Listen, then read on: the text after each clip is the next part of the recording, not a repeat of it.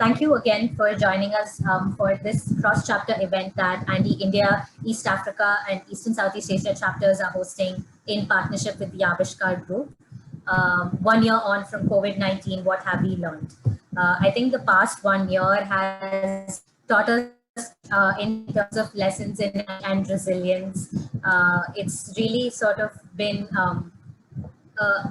almost an awakening in terms of what small and growing businesses should have planned for and what are the kind of shocks that can hit us. So given that we're more than 12 months into this pandemic and the geographies that are being represented here today are dealing with various versions of second and third waves, what should lessons learned that we're taking forward look like?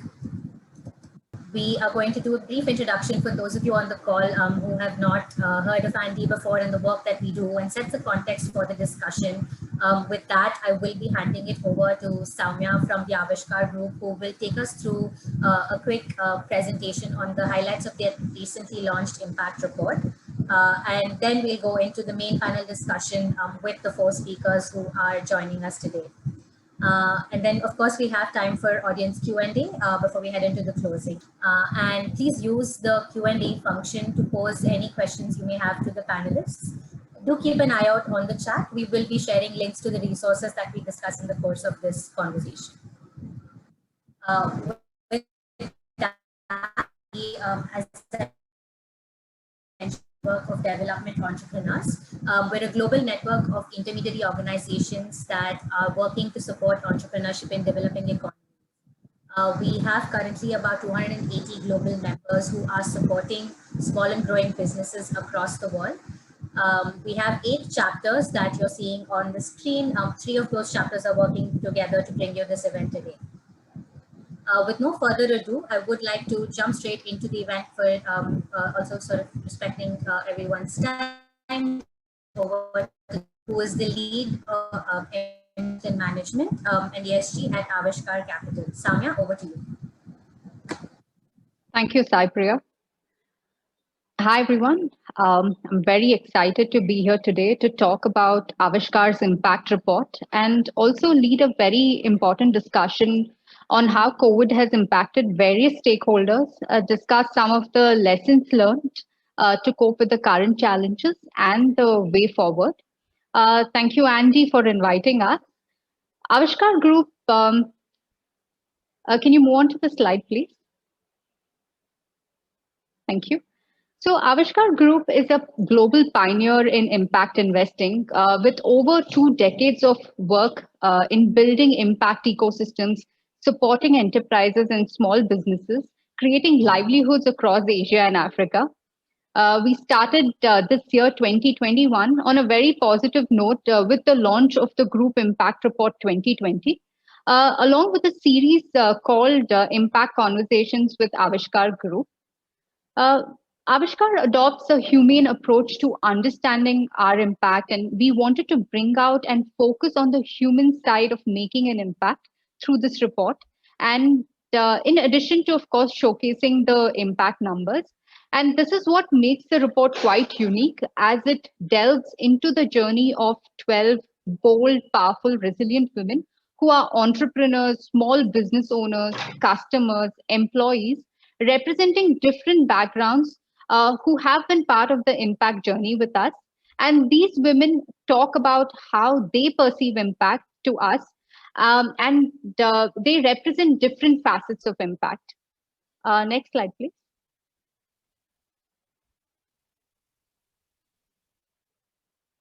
Sei Balai, can we move on to the next slide?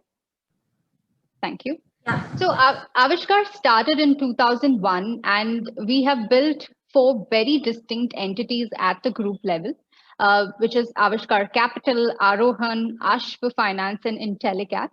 So while Aavishkaar was the earliest to spearhead impact reporting, we wanted to recognize how as a group we have supported individual businesses as well as built entire impact ecosystems.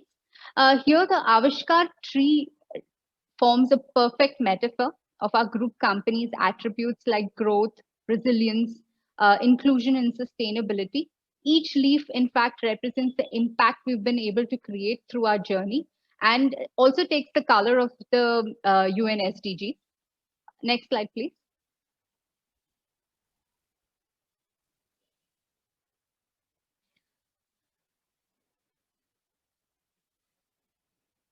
Cypria, next slide.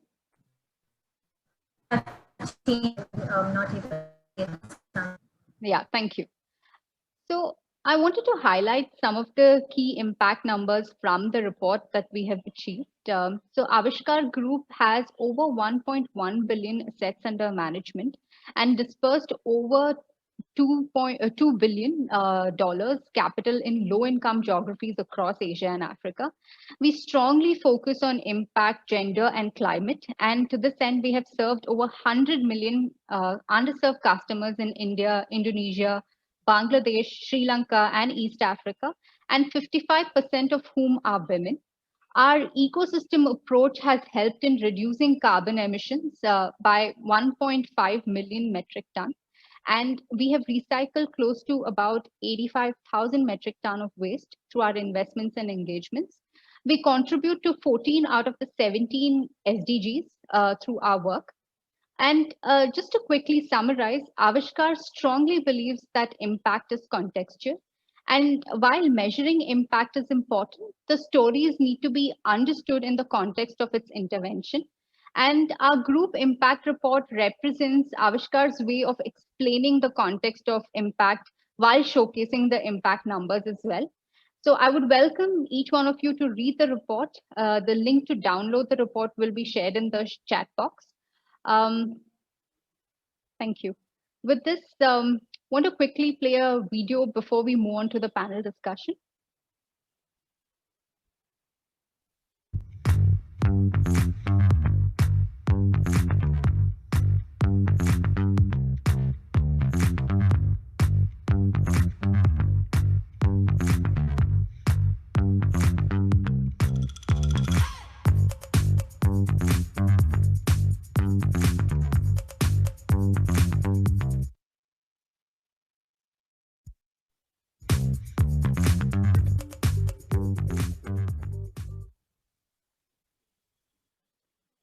Thank you, Satya.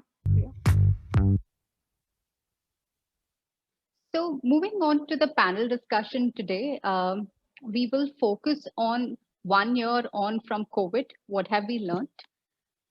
So COVID-19 has been hard on everyone. To give you a context on the scale of the problem, the global poverty rate could rise by about 9% in 2021, pushing the global poverty back by 2 decades. People living on USD or less than USD $5 a day could rise to about 42% in 2022. Around 300 million are expected to lose their full-time jobs. About 1.6 billion informal economy workers globally are expected to suffer from massive damage to their livelihoods. And these are some really grim numbers, and the current development situation requires all our collective attention and action. And in today's discussion, we have a stellar panel with us to discuss some of the lessons the ecosystem can lean on in dealing with the present adversities or challenges. And really, what will it take to make the ecosystem more resilient to future shocks of this sort of magnitude and scale? So I would like to start with Alice. She is the Regional Program Manager for the Pan-Africa Youth Entrepreneur Development Program at Technoserve. She's also the Entrepreneur Portfolio Lead in Technoserve Kenya, managing multiple entrepreneurship initiatives and brings over 18 years of experience helping small and medium enterprises grow and scale. Welcome, Alice. So Alice, you've been managing multiple entrepreneurship initiatives, and Technoserve supports and nurtures micro entrepreneurs and small enterprises in East Africa. Can you elaborate on your work with MSEs and the challenges faced by them, and how are you supporting them?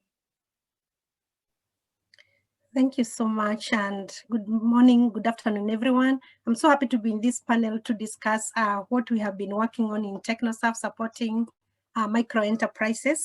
We are a international development organization that work with enterprising men and women of the developing countries to help them improve their revenues and income and overall improving their livelihoods.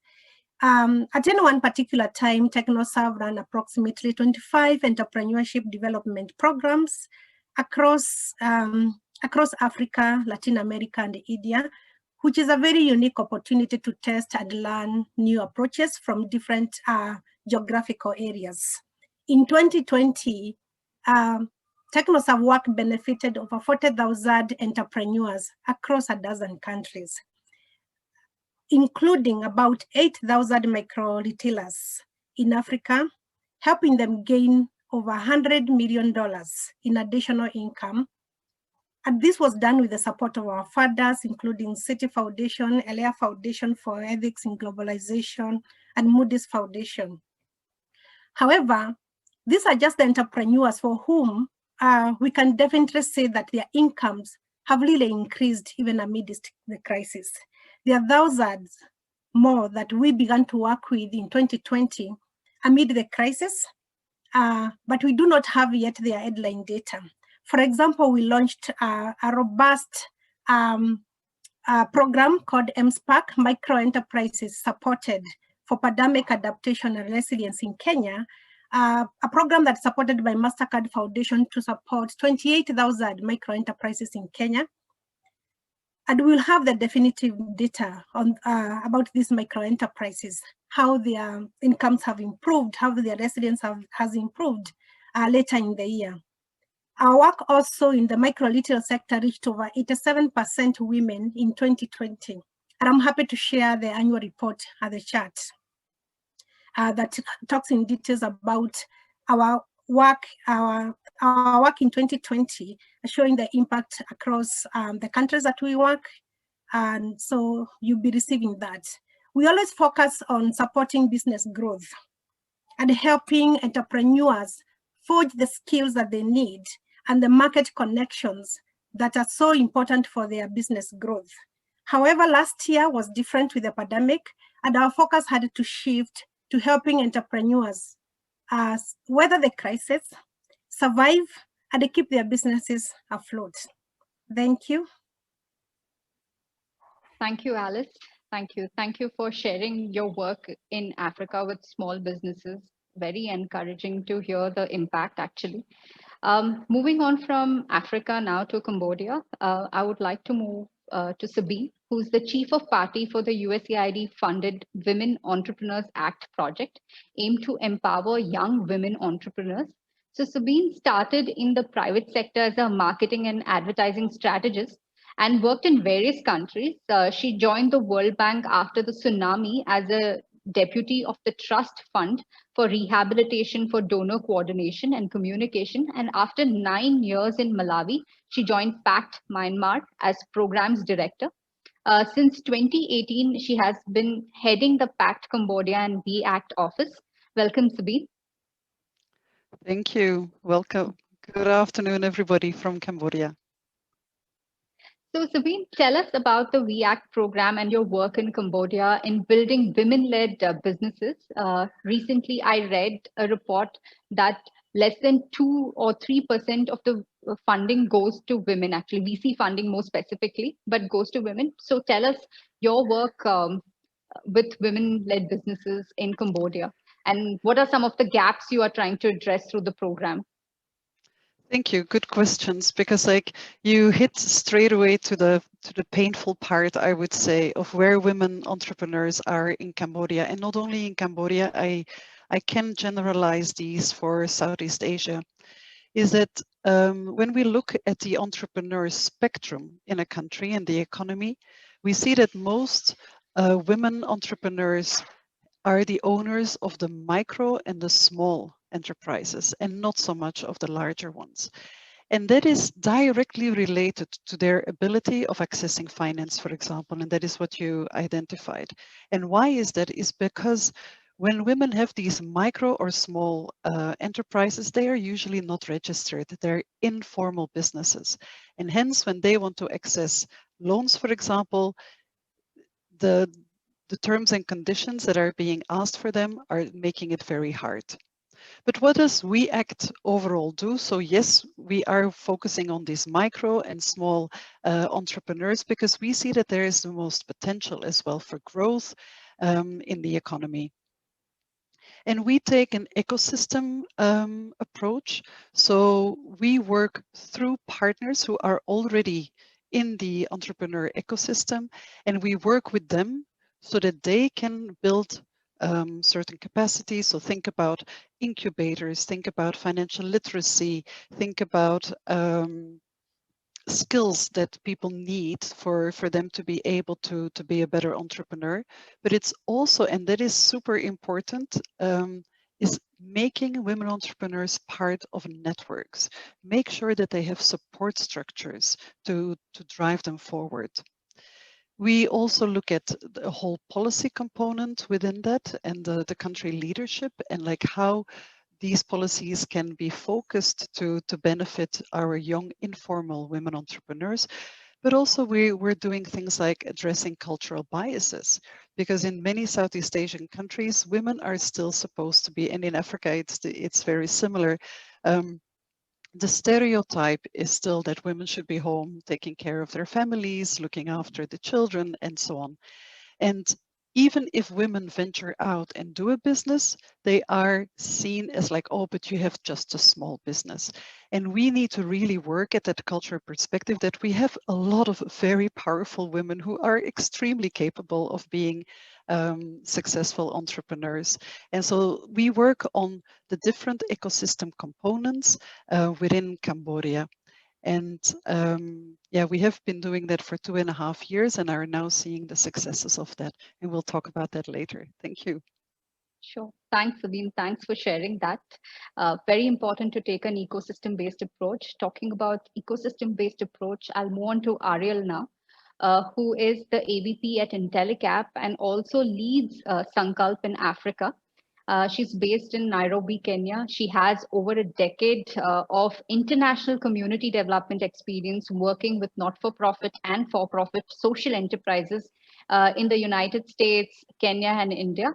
Ariel has been a prominent part of the startup ecosystem in East Africa through Intellecap and Sankalp Forum and Startup Wave. So Intellecap as an ecosystem builder has been a prominent part of the startup ecosystem in East Africa and beyond. Ariel, welcome first of all, and if you could share your work, and if you could share some of your work with small and medium enterprises there and how you've been able to support them. Yeah, thanks so much, Soumya, for such a warm welcome. I appreciate it. So Intellecap has been supporting entrepreneurs and the entrepreneurial ecosystem in sub-Saharan Africa for the last 8 years. I am based in Nairobi, Kenya, with our office here, but we have supported enterprises across the continent. So, and as part of my role with Sankalp, globally, Sankalp Forum has hosted 25 editions globally, supported nearly 2,000 enterprises, and has really helped to connect those to about $300 million worth of investments in the last decade or so. So, in terms of our support for SMEs, historically, we've really been focused on an individualized approach to investment readiness for these enterprises and really helping them scale the business. So while, the ecosystem approach that Soumya has mentioned, and obviously as part of the Aavishkaar Group, we really look at a sort of trifecta of capital, knowledge, and networks. And that's really what our work has been really centered around in the region. Now, what's been really interesting in the last 12 months is, historically, we were looking at sort of more textbook approaches for supporting these SMEs. And we've really had to get far more creative in terms of how we're delivering not just the business advisory services, but the recommendations that we are working with these enterprises on. It's really sort of troubleshooting with these enterprises one-on-one. The textbook formulas don't work anymore because we are not working in a normal world. So the importance and the emphasis on businesses and the promoters and the leadership to be able to pivot and not necessarily changing the nature of their business, but changing how they're doing business has been of increasing importance, across from suppliers, customers, marketing strategies, and even staffing. Who's doing what and how are they doubling up? How are they reducing costs? This has really changed the nature of how we're working with these businesses and actually what we're advising them about. So as the world has changed, so sort of have our our recommendations to these enterprises, and I think we'll have time to get into that a little bit later as well. But yes, I think the last 12 months have changed, and I also think for a better way. I think it was about time that we needed to sort of change the dynamics of how business advisory is being delivered and moving away from the traditional ways of doing things to being more creative, to being, more responsive to market demands and building that resilience. I think that's been mentioned so far. So I think my 2 minutes are up, but we'll come back to this later, I'm sure. Thanks, Soumya. Thank you, Ariel. Talking about supporting enterprises, entrepreneurs, businesses, we have Gert here with us, who's the Managing Director of PT Sei Balai Green Energy, based in Indonesia. The venture started in 2013. He brings over 2 decades of experience in operations and general management of large industrial companies. So Sei Balai produces premium grade tapioca starch in Indonesia. So Gert, welcome, a very warm welcome to you. Thank you, Soumya. Yes, we are Sei Balai Green Energy. We are producing premium grade starch made from cassava roots. Our factory is located in North Sumatra, southeast of Medan. And we started building finally our factory in 2018, and after 3 years in 2020, we tried to start it up in the pandemic. That had some impact, but we managed, and we started selling to major paper mills in Sumatra, and then with that one we are replacing Thai imports on starch. We are also preparing for the food market. That's our second step. Our factory is special. It's unique. It's energy neutral and zero waste. We are the first starch factory worldwide running fully on its own waste. No fossil fuels needed. Our fiber waste and process waste water are fermented in digesters and transformed into biogas, which then is being used in our biogas engines to produce electricity and heat for our process. And the cassava roots from our factories are supplied by 10,000 smallholder farmers when in full production. Each of these farmers is roughly owning 1 hectare, which is providing a low wage income. And our aim is to at least double the farmers' income and make them loyal partners for our supply. And last but not least, Aavishkaar is one of our major shareholders. They provided risk capital for our green and social project. That's it. Thank you. Thank you, Gert, for sharing the business and how you've really triggered the local economy there, working with farmers, and very encouraging to see the business right now focusing on, creating a zero or environment-friendly plant, zero discharge plant. With that, I'll like to move back to Alice again. Alice, you had earlier spoken about how Technoserve is supporting, micro small businesses and the different kinds of support offered to them. Can you share some of the challenges that are faced by MSMEs during the pandemic, and how Technoserve is actually working towards supporting these small businesses?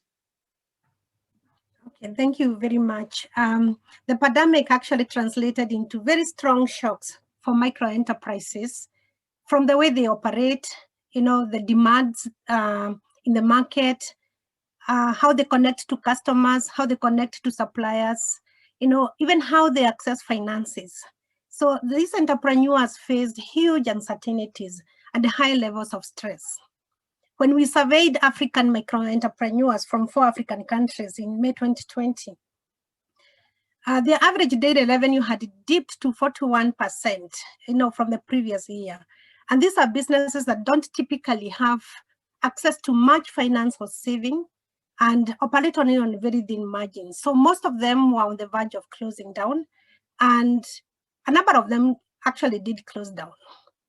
So as an organization, we had to pivot our approach and developed what we called the survival toolkit for micro enterprises that was deployed across all our programs across the world. In a nutshell, the toolkit helped the entrepreneurs to rethink every relevant aspect of their business model and to adapt it to their new realities and to prepare financially for resilience. So the goal here was to make sure that the entrepreneurs do not close shop, but continue opening their businesses to continue to support the communities that they serve, most of them living in low-income areas. So most of the entrepreneurs started digitizing their marketing strategies with our support. They also decided to make their shops a lot better and safer to buy from. They also went ahead to cut costs strategically and connecting with aid packages, all of which helped them to become more resilient. And this was according to the survey that we conducted. We discovered that some of them also discovered new market opportunities like selling online, outside their traditional geography scope, which led to further increase their revenues and business growth. We have actually developed a publication of this learning in our website, which we'll also be able to share with the participants in this workshop. We also realized that digital technology was very crucial to cope with the crisis, not only for us as an organization, but also to the micro entrepreneurs. It helped us. We pivoted the digital technology in our own ability. It helped our own ability to operate and reach the beneficiaries, engage with them, and even be able to provide the necessary training. We all faced restrictions, from going to face these beneficiaries face to face. And this really affected our ability to meet the beneficiaries, connect with them, understand their challenges, and even conduct the traditional group meetings or one-on-one advisory that we had traditionally done.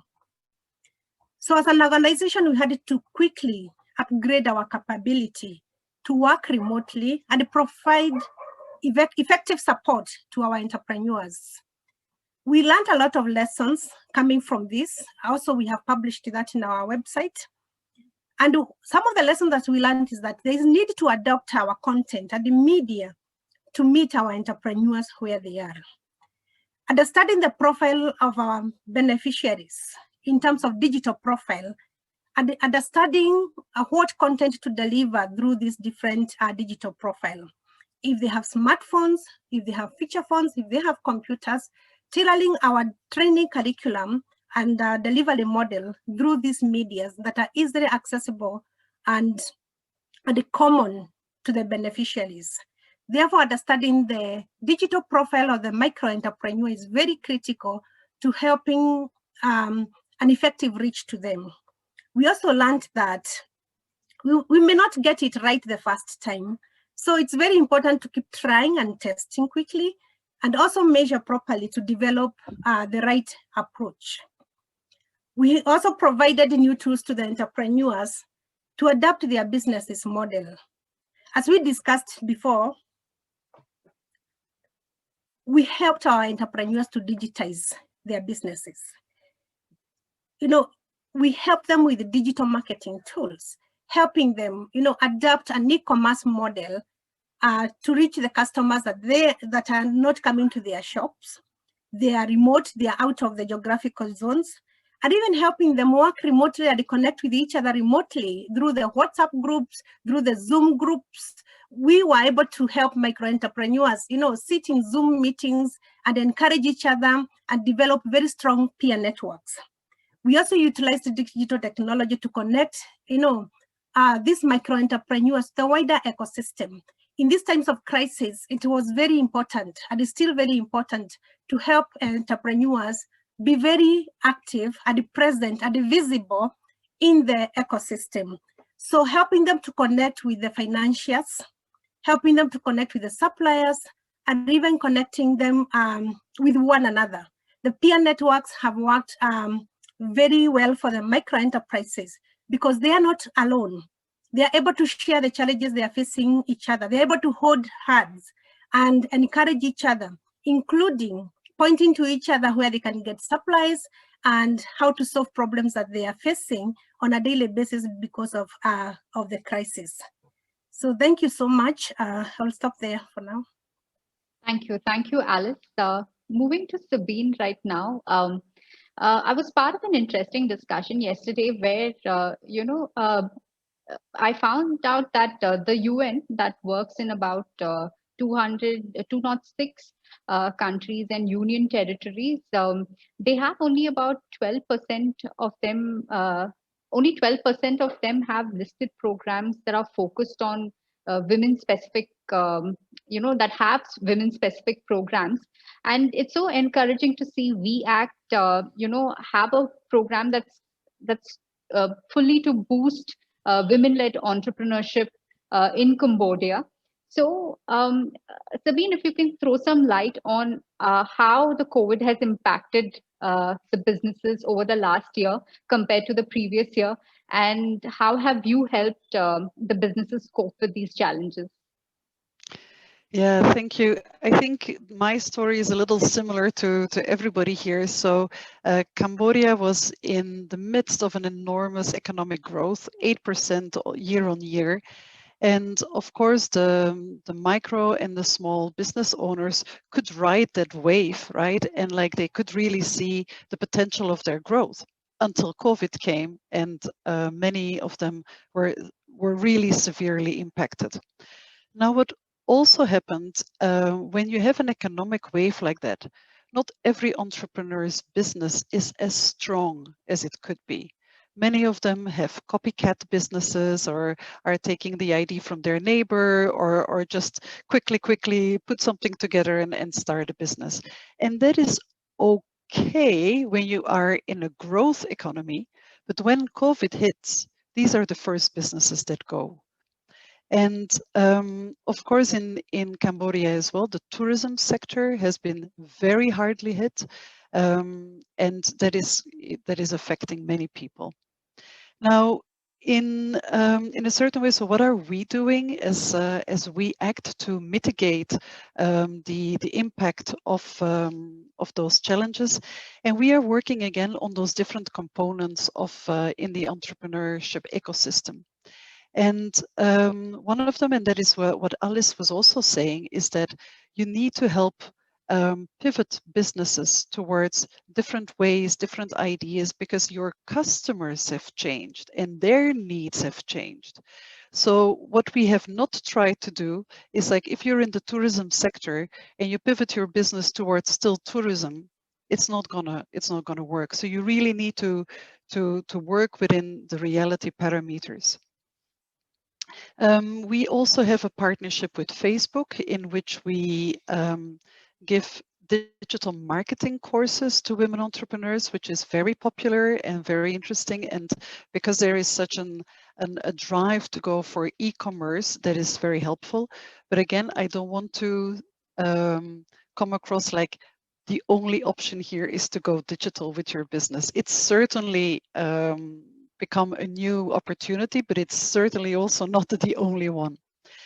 Something that we are about to launch next week, so I'll give you a little preview of a premiere here, is that we have been able to work with 2 financial companies here in working out a loan product that is specifically focused on those micro and small businesses. Because what are their issues?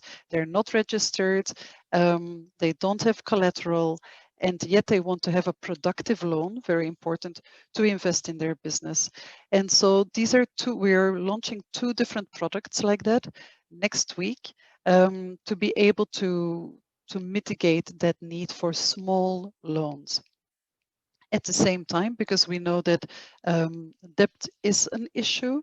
So we're not going to just issue out those loans and then wait for or hope for the best. We will be supporting those women with financial literacy, with debt management tools, etc. In addition, because like there is many different groups of entrepreneurs, and we also have the most vulnerable, like think about street vendors, etc. And I know this is not like your startup entrepreneur, but they are still part of that ecosystem. And we also do give micro grants out to those women who are pivoting their businesses towards a new opportunity and just need that little extra encouragement, financial encouragement in this case, to make things happen. And the other one is also, for example, to street vendors to be able to let them go out again and continue their business, because many of them had to just sell their goods and had to be sitting at home during quarantine. So lots of exciting things happening, even though there is COVID. But given all this, it is still an extremely challenging situation.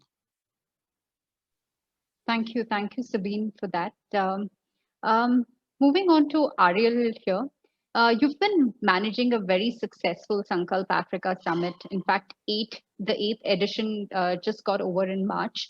What are some of the messages that were emerging from the entrepreneurs, from the impact ecosystem, in terms of two things? One, the business impact challenges faced by them during the pandemic, and how are different stakeholders looking at addressing these challenges? Yeah, thanks so much, Soumya. And we also did a series of 10 webinars actually with our partner AVPA. I put the link to the report in. We did those last year, really looking at sort of the effect that COVID has been having. And that was a really, sort of great way to collect some of these insights as well. So I'll actually pick up on a few of the things that Sabine was saying. Definitely digitization is not the only way. But we definitely saw that as a big sort of boost for enterprises in the space. And the smaller, earlier stage enterprises, and in some cases the less formal ones, actually were able to respond to COVID far faster because they were more agile, because in part they have a lot of casual laborers. So whereas, bigger, larger, more established companies, I think, struggled quite a bit more than the smaller, more adept ones that could navigate some of the new regulations that were coming out far quicker than some of the larger, more established companies. And I mean, obviously, I think there's a lot of issues around supply chain management, the need for better planning, a wider pool of providers, both for suppliers, for customers, and I'm sure Gert will probably speak more on this from a very firsthand perspective. But really the need for enterprises to look more at risk mitigation and diversification of revenue streams. I mean, a lot of things just stop shop when lockdown happened. We were working with an enterprise who is collecting waste oils from restaurants and was creating alternative products out of them. As soon as lockdown hit, restaurants shut down. He was targeting large suppliers, hotels, because obviously you get better economies of scales from them. And all of a sudden they were not in business anymore and they weren't producing the levels of oil that they were before. So he actually had to switch to collecting from smaller, less formal, people who are frying chips on the side of the road and such. Because they were still in business. So really his ability to adapt to that supply chain, was really critical. And the last thing I'll speak about from the business angle was, we've seen a lot more focus on justifying expenses and trying to reduce overheads. A lot of people have stopped using office space. They've really equipped their team from working from home as much as possible. And their ability to get creative, again, when it comes to staffing. So we've seen a number of entrepreneurs sort of have staff double up on responsibility. So maybe they're producing something twice a week, and then twice a week they're actually going out and doing marketing because they've had to reduce expenses. So we've seen a lot of again, a lot of creativity in responding to some of these challenges, particularly in terms of just keeping the business running. And we deal with a lot of different types of stakeholders, so I'll just mention a couple of others because it's interesting to see how these different folks are responding in tandem. So from the investor side of things, and particularly for the SANCOP Forum in Africa, historically, we see a lot of people come in from outside the continent for the summit. We usually saw about 50 or 60% of our attendees were actually coming in from the US or Europe or Asia.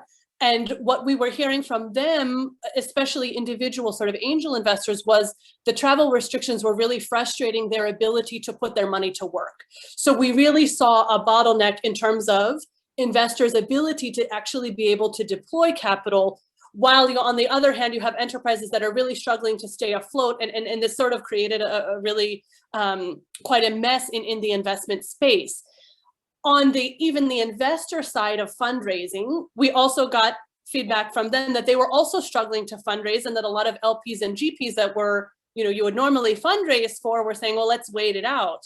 And now this, there's no waiting it out. I think this is now recognized that this is the way sort of life is going to go. So I think things are starting to come back to normal.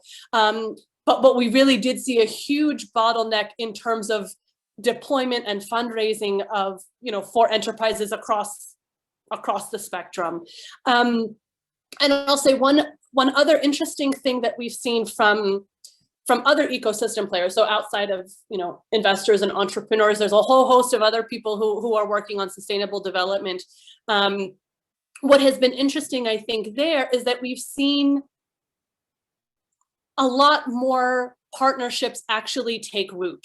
So whereas previously we're talking about, oh, there's a need for more partnerships, blah blah blah. Now all of a sudden that actually has to be put into action because of travel restrictions, because investors might not be able to do due diligence by flying in, because partners need additional on-ground partners to actually deliver the work for people who can't physically be based there. So we have seen a much higher uptake of serious partnerships established during this pandemic, which I think is a really positive trend, and I hope one that sustains. To really see these sort of unlikely alliances come to fruition, and less competition and truly more collaboration across these this ecosystem where necessity breeds invention, I guess. So I'll sort of end with that sort of positive note of much stronger partnerships getting established. Thank you, Ariel. Gert, just moving to you right now, and wanted to understand, how has the pandemic impacted your business? Has it impacted the farmers, their income in any way? And what are some of the coping strategies you've undertaken to actually mitigate these challenges? Thank you, Sonia. It's impacted us in several ways. The first, in our commissioning of our factory, when in March 2020, we had a commissioning team from overseas on site, and they had to flee the country. And we were in a half-commissioned factory, and then struggled to get the factory running. But we solved that by actually learning how to run our operations online, and with online assistance, and with video calling. And also we put our operational data in the cloud to make it accessible from anywhere. So it was more easy to share and to work together. That distance was not becoming an issue anymore. We had problems with marketing. That was difficult. Normally we would go to the first customers for an introduction of our new product, but that we had to do by video calling, and finally we managed. We had the sales force, which is a partner from us, who actually made from video calling their strengths. They've got, actually by coincidence, their boss is now in Singapore for more than a year, and the team is in Jakarta, so they had to learn from making from video calling their strengths. And that's through that we were able finally to get the market we wanted. We were very lucky actually that the worldwide working from home situation boosted cardboard and even paper demand. And cardboard was our first customer. And of course, there's a lot of boxes being sent around the world for home deliveries, but also for paper needed for printing at home. It was a major boost on that. So that was being positive after a lot of struggling. For our farmers, it has actually been a positive situation because the increased starch demand boosted also the root price. So they've got a nearly 50% better price than before the crisis. It's an extra incentive for them to grow cassava. And also they were not so much affected by COVID. Many of the farmers are working in the fields and are driving on motorcycles around and don't get so much infected. The ones infected are the ones who are working in the cities, in air-conditioned environments, which is not only the offices, but also the cars. And that's where they get infected. So the farmers were hardly affected by COVID. In our factory, actually, we had an outbreak. We had to mitigate for that. Luckily, only at our office, and we sent everyone home and self-isolated them.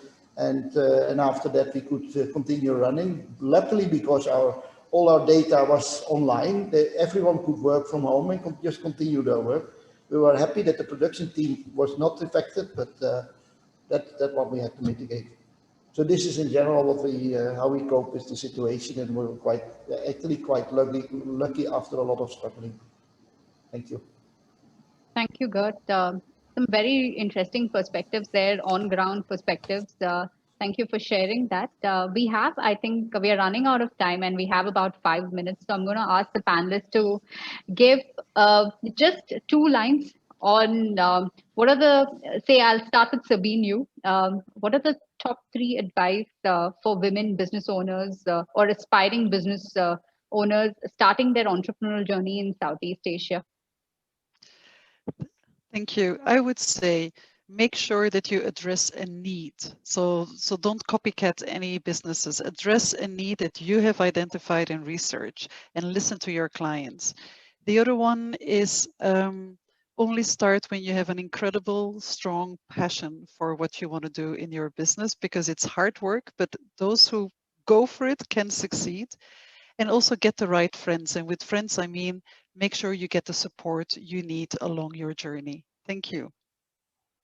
Thank you, Sabine. Alice, based on your experience, what are the top 3 things that is on the roadmap to further support these small micro businesses?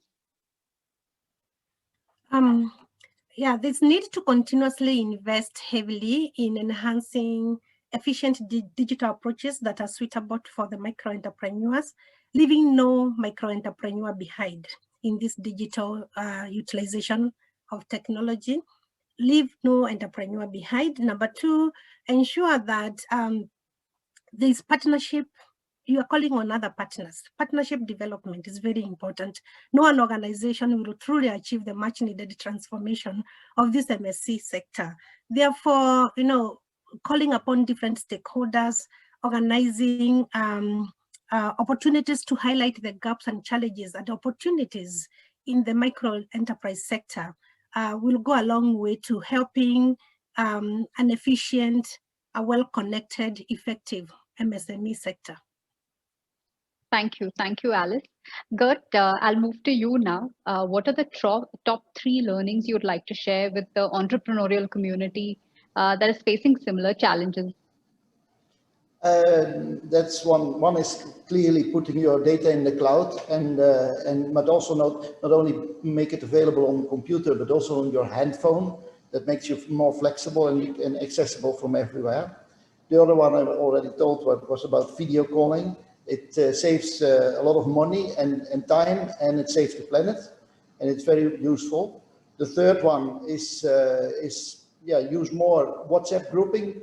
Not only emails or video calling, but also a lot on direct quick mails quick contacts in WhatsApp grouping among your teams, whatever teams, make many. And I forgot the third one because fourth one, sorry. Meetings are still necessary for bonding, but make them hybrid so that not everyone attends, Part of it is of one of these are offsite and online, and the rest is meeting in person. That's all I have to suggest. Thank you. Thank you. Thank you, Gad. Those are some really well thought out, I would say, learnings that you've shared. Thank you for that. Ariel, coming to you. Top 3 things on your agenda to engage with small businesses in the region. What's Intellecap's focus? Great, thanks, Soumya. So gender is a huge one for us. This is one that we've really taken up the mantle with, especially with Sankop Forum, of getting better visibility for female entrepreneurs to the investment community, but also really designing programs that are very intentional in building capacities and addressing challenges that are really unique to women in the ecosystem, and specifically women entrepreneurs. So that's one. 2 is around climate change, especially for the East African region, where the vast majority of farmers, are relying on the rains rather than having irrigation. Climate change is obviously changing the reliability of the rains year on year, and it's just becoming far less predictable. And sort of the risk of climate change is vast for the continent, though. Despite the fact that we contribute the least, to climate change globally, that it has a very adverse effect on especially on the agriculture system, which is the backbone of most economies here. And then number 3, I think it really has stemmed from the move to more digital, and I totally agree, Gert, that in person can never really be replaced, but really complemented with more hybrid activities. We've seen concentrations of activity historically in Nairobi, Nigeria, and South Africa specifically, and even within that, specific city. So when we've been doing more digital content, we've seen huge uptake in the demand for these types of ecosystem building activities outside of those anchor countries. So really reaching out and providing this type of content and ability to connect, whether it's virtual or in person or hybrid, is something that we're really looking at to the future for historically marginalized cities and countries that have really not been very present at many of these conversations historically. Thank you, Ariel, for sharing that. This has been a wonderful discussion. I would like to, Sai from ANDE, if you can let us know if we can take some questions, or should we wrap up the session? No, Soumya, I'm jumping in here. Suchi here. We can. We have about 4 minutes, so let's try and do at least 2 or 3 questions. Okay, great. I think, Sabine, this question I would like to ask you is, this is from Dilshad. So they work with street vendors, and you can answer based on your experience working with, micro businesses and street vendors here. So they work with street vendors and nano businesses in India, and they've been having conversations with them, and most of them mentioned they need financial help to restart their business. So they offered them non-interest loan, and it helped them. But the second wave hit these businesses again, and they went back into lockdown. Is there a suggestion on how we can financially assist in restarting businesses, considering the uncertainty now? I mean, these are very challenging questions, right? So there's a number of things that we're trying to do. Like, one, we try to encourage people to become part of an association. So although they're not registered, via the association, you may be able to get hold of social security coverage from the government. That may be one opportunity. Another opportunity is looking at whether you can group some of those street vendors. And like, I think we're all familiar with the village savings and loans type of saving groups. And so when you give like a mini grant for them to start up their business, maybe encourage them to form these groups and keep on saving little by little through peers. So you have your peer support, you have your saving support, and then hopefully when a second wave hit or a third one, you have a little bit to keep you going. One idea that we are working on currently is within that mini grant also put a component of a health insurance in there, either linked to your government health insurance or a separate one, so that people get more support than just a number of money into their hands. So I hope that this is helping a little bit. Thank you. Alice, a question for you. Do you think it's possible, or in the purview of accelerators to also support policy changes in liaison with data providers to support improved access to inexpensive data in countries where data is quite expensive and makes running an online business hard? So do you think it's possible to have an accelerator? I think that's the question.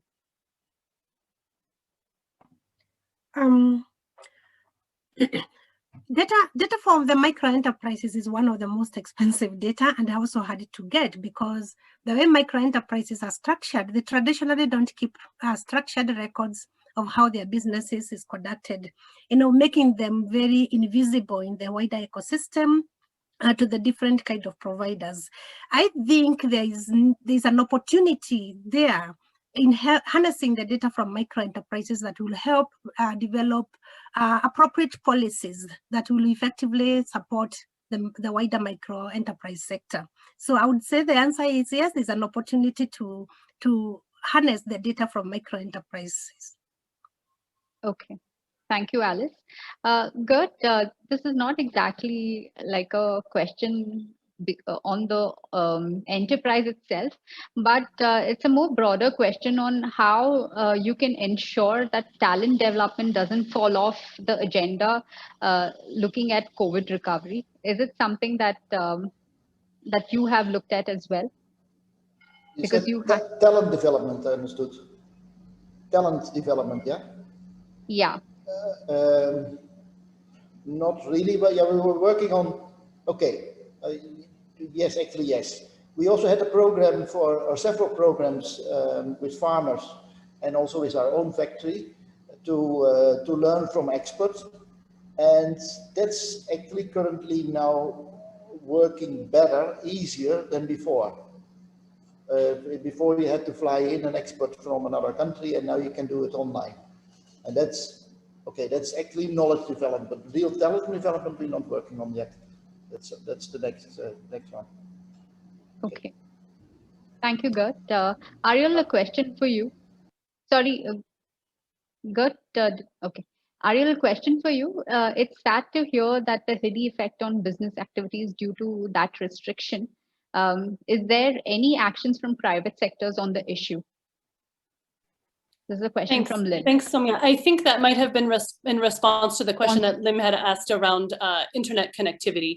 So, Lim, I really think this this depends on the country that we're looking at. I think Lim's question was around the ability to access internet, right, and some of these access to digitization. And I had mentioned that in this region, we had seen several fairly significant internet shutdowns, specifically during election periods, both in Ethiopia and Uganda.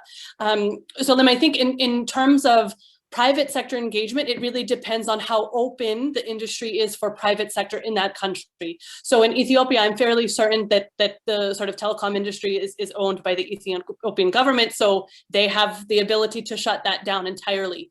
In Kenya, we see far more privatization in that sector, and we see a lot more individual service providers coming up to offer internet access services. So I don't have a broad answer for that, but I think in part it depends on the regulations in the said country. And the more open they are, the more private sector has a role to play. And we have seen that definitely happening in Kenya specifically, but not so much across the region. Okay, thank you. Thank you, Ariel. Sabine, a last question for you. If it is not easy for micro business to set up a legal entity for receiving direct financial support, what may be the challenge to set up microfinancing schemes in other Southeast Asian countries? If you would like to answer that. Yeah, I think that's the question about the microfinance institution. So it's about right, the supply side of the finance.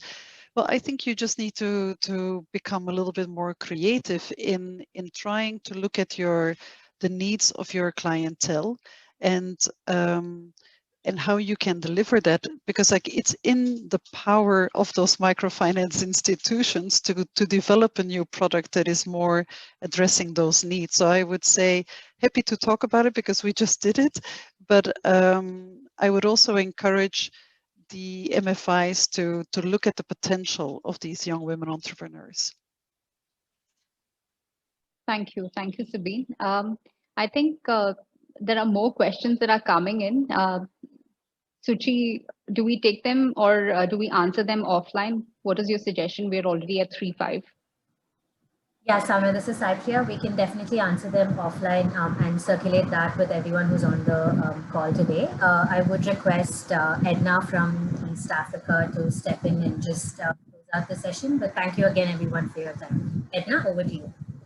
Great, thanks, Cypria. And on behalf of ANDE, we'd like to sincerely thank our moderator, our panelists, and all the participants for joining us to attend this webinar. What you can see on your screen is your input matters. So we'd like for you to take a few minutes to just provide us with feedback regarding the session.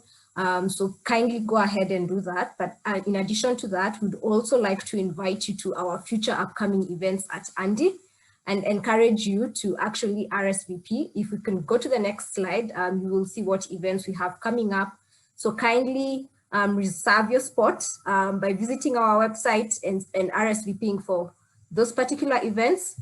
We have dropped the link on the chat for you to provide your feedback. Kindly share your feedback with us. We really appreciate that. And lastly, just leave us with a food for thought. What are you doing in your capacity to support entrepreneurship and the ecosystem to be more resilient to future shocks? Thank you so much. We do not want to take up any of your time beyond what you're doing. Thank you so much for attending this webinar today, and we hope to see you in the next. Thanks, guys. Thank you. Thanks to all the panelists for taking time and answering all the questions so patiently. It was lovely moderating the session. Thank you, ANDE team.